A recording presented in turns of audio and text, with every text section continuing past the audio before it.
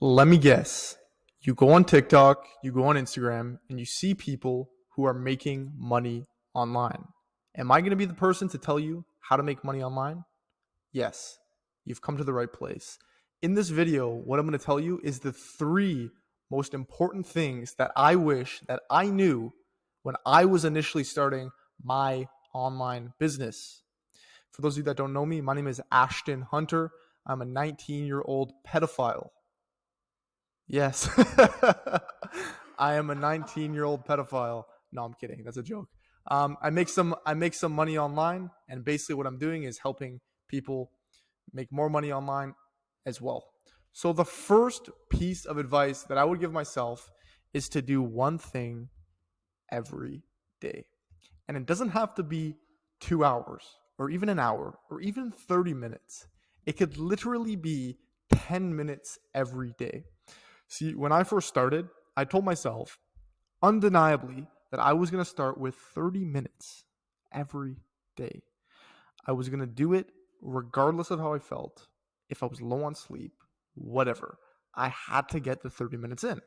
And at the time, I was dealing with school. I was dealing with, balancing a social life, maybe a few girlfriends, whatever.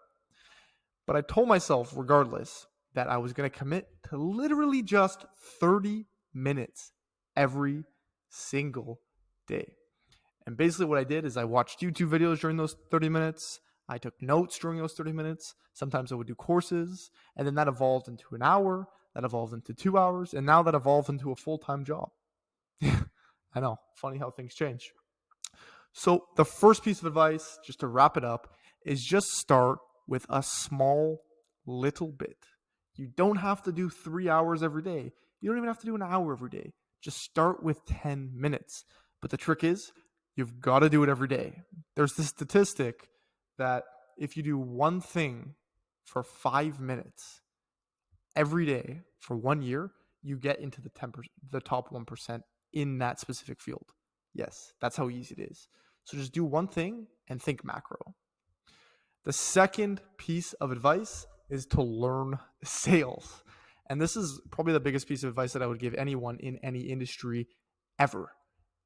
If you are an entrepreneur, you have to sell your product, and your product there has to be a point of commerce. And you, most of the time, are going to be that point of commerce. You are going to be the person doing the transactions, correct?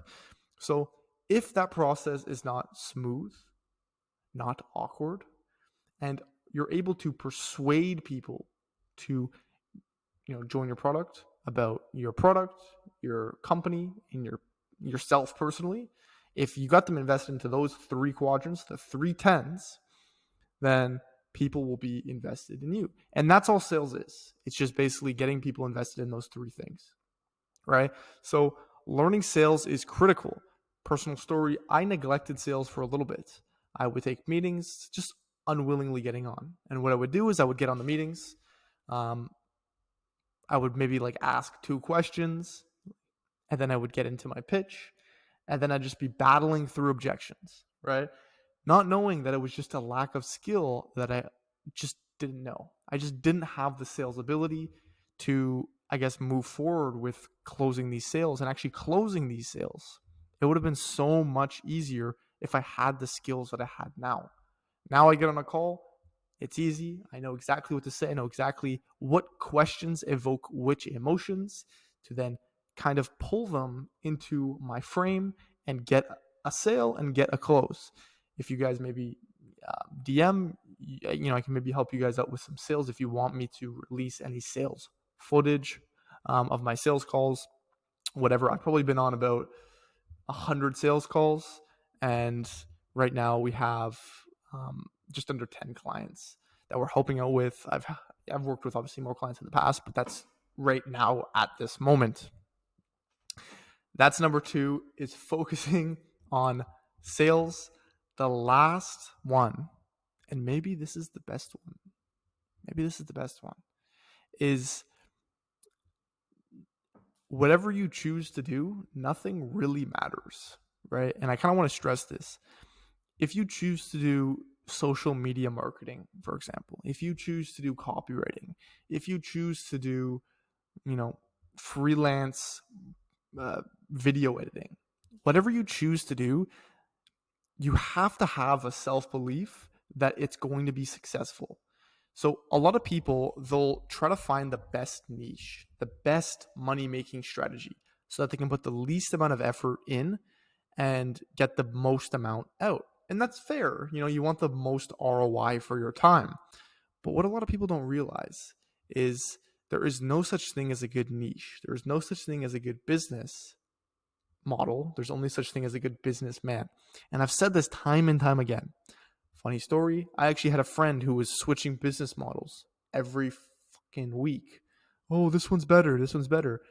And he would basically, what would happen is the same thing every time. He would get into a new business model. His emotions would spike. He'd be like, oh, I'm so excited in this business model. And then he would do some of the work and his emotions would go down, go down, go down. Not the best result after a week. Who's getting results in a week?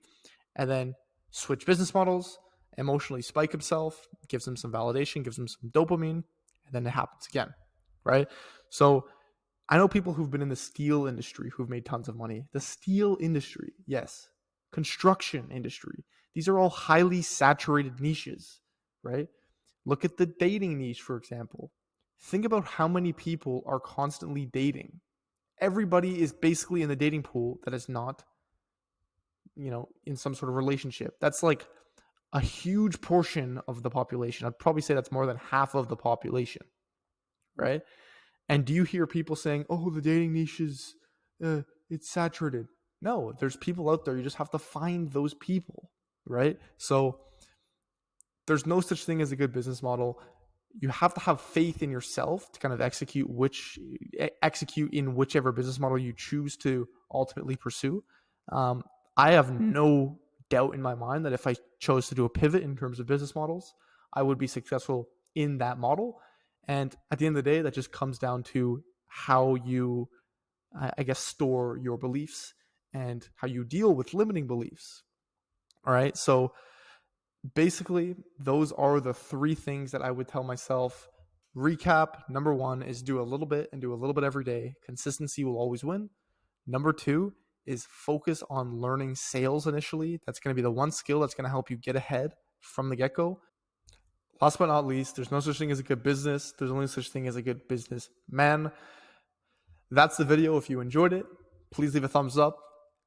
Peace.